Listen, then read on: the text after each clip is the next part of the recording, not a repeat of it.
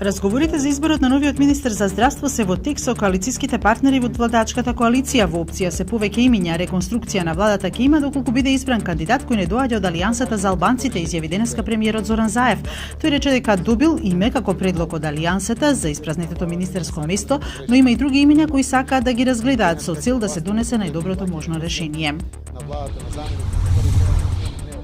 На одделението за интензивна нега на клиниката за гинекологија и акушерство пристигнати се 16 инкубатори со сите составни делови кои од денеска може и да се користат. Инкубаторите се донација од владата. Уште 10 инкубатори ќе бидат доставени до болници и клиники низ Република Македонија за да можат новороденчињата кои се во подобра здравствена состојба да се транспортираат и лекуваат во местото на живење.